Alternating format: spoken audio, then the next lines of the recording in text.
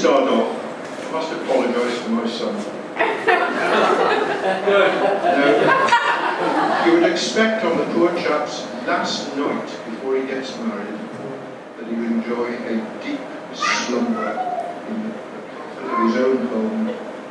And now he tells me that at some unearthly hour in the morning, when he was fast asleep, suddenly the CO2 alarm decides to give up the ghost. So he did get up. This was every minute or so, off goes the alarm. 5 a.m. 5 a.m. Carbon dioxide. So he's a little bit less than fresh.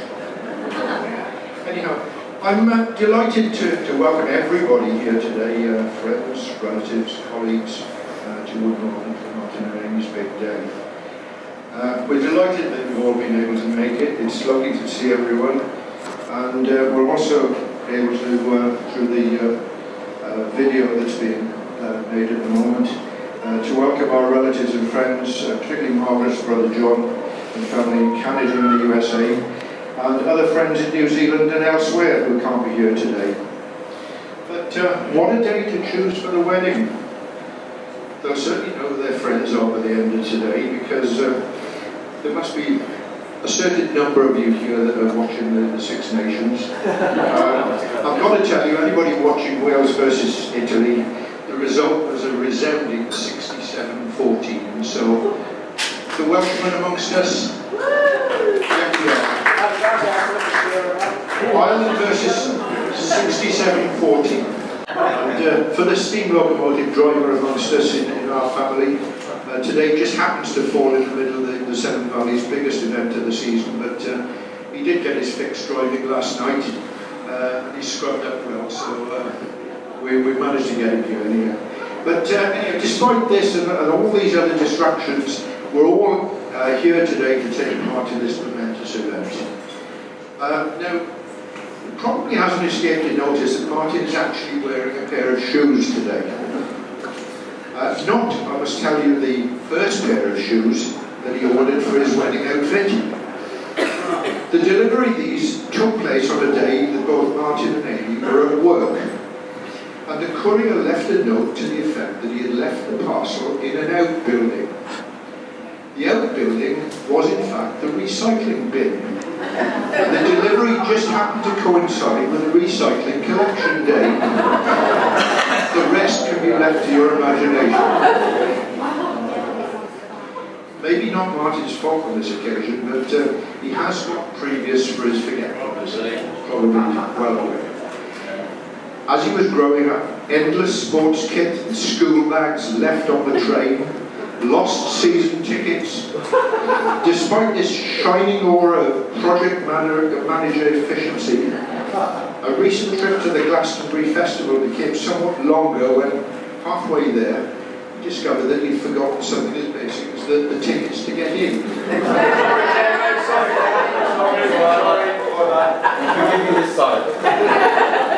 He's also been an active supporter of the UK plastic credit and debit card manufacturing industry, which is kept profitable by his constant loss of their products. The latest only been in about the last fortnight. It was a loss, but I had to choose what he did. There's video footage as well. Only if you wore the dress. You're wearing a dress, yeah. I would. Returning to the subject of footwear, it seems that this razor-sharp proponent of project manager planning, or Mr. Spreadsheet, as I think he's known in various circles, set off for a high-powered meeting with government officials in London recently, only to find on arrival at Paddington that he was wearing one black shoe and one brown shoe. What did it break me? So you could almost say he's Mr. Paddington barefoot. And the other things that we have to put up with, like going to bed, relaxing, 11:30 at night, just about to snooze off, and the phone goes. Who's that? No, it's Martin. We've got a bit of a problem. Can we possibly stay at yours tonight? What's up? We've locked ourselves out of the house.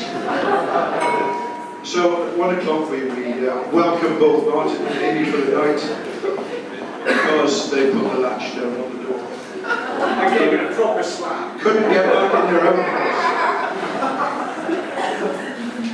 But I have to say a few words in his defence. In the early days of digital photography, Martin actually built me several computer systems which really have been instrumental in allowing me to develop a photographic business, and for this I say a big thank you. Living so near to us, he's still not off the hook, because when the computer says no, I still call on him. So children still do have their uses, especially when some of us were born on the other side of the technological divide. But it's with a sense of huge relief that after 36 years of looking after him, Amy is now nearly 36 years of looking after him. 35 and 11 months. Amy's now taking up the challenge of matching both his socks and his shoes. So, just to add to what Dennis said about Wood Norton, there's beautiful surroundings here. Wood Norton has played host to many noble guests from around the world, culminating in the wedding of Princess Louise of Orleans, the grandmother of the present King Juan Carlos of Spain, and Prince Charles of Bourbon in 1907. The Duke had a wooden chapel especially erected for the ceremony, but amidst all the excitement, they forgot to get it consecrated for the wedding service, and the actual ceremony took place in Evesham Town instead. But nothing as dramatic as that today, but we still do have Princess Louise with us. Amy Louise, our very own royalty for the day. Doesn't she look stunning in her dress?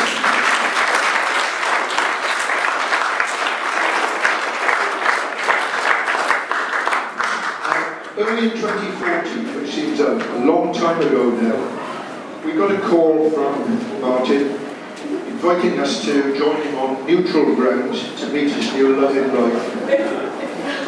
He finished the call with the words, "Dad, you will like this one." Not that I entirely disliked any of the others. But his tone firmly indicated to me that he'd found someone extra special. So it was with an air of excitement that Margaret, or should I now say, your mother-in-law, and I set out for that important date in Worcester.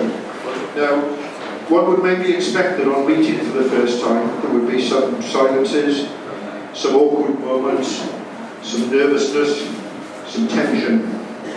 But there was none of this with Amy. The occasion was like relaxing with a long-term friend, and the conversation flowed both freely and easily. And it was immediately obvious to us how much they meant to each other. Martin had really bowled his maiden over, and she had hit it for 6.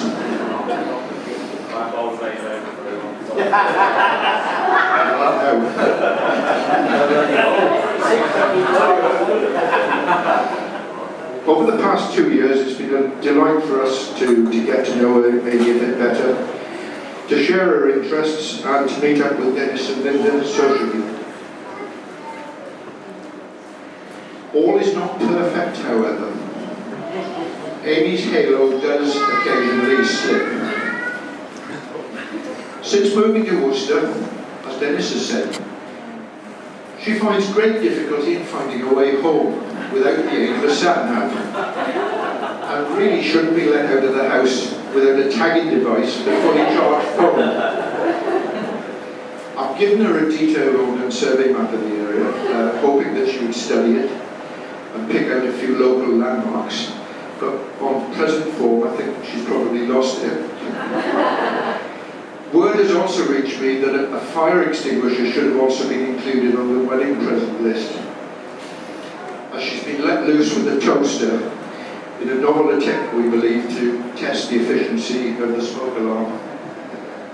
And also a reminder, Amy, if you can find your way to Tesco on your own, The tomato ketchup is not this week's free offer, but must be paid for at the till before you leave.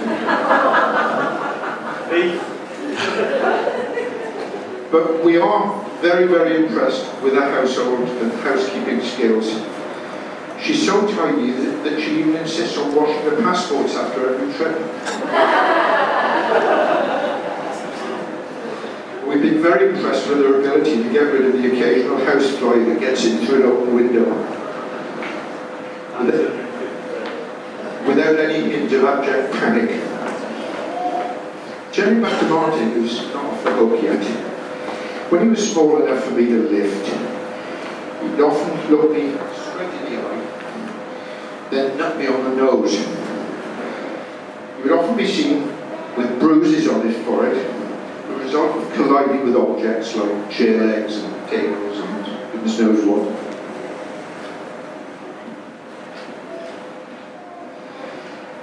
This was mainly accidental, or in the case of noses, very much deliberate. Now, we realised that this was training for later activities on a cricket pitch when, at the crease, he would look the bowler straight in the eye and then wait patiently for the approaching ball to hit him full toss in the middle of the forehead, resulting in several hospital visits. And we've got the makeshift ambulance driver here. I've also given it to hospital. Those incidents taught him something important: the merits of good helmet protection.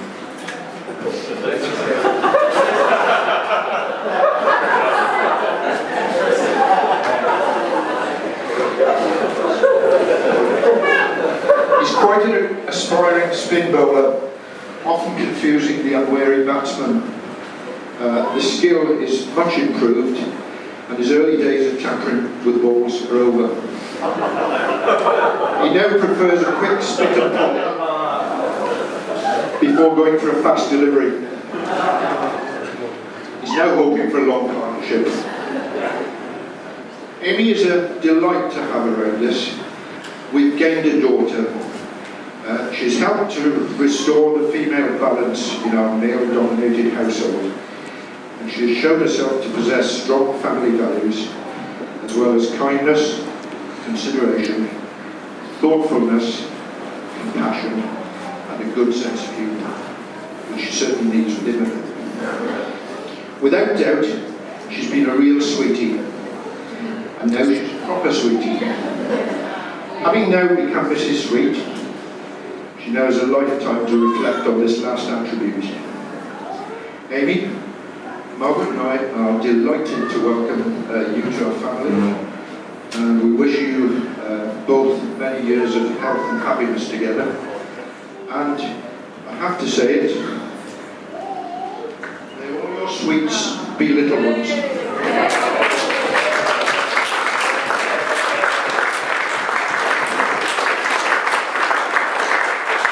Please, will you join me again by standing with another toast to Amy and Martin, for the long and happy life together. Amy and Martin.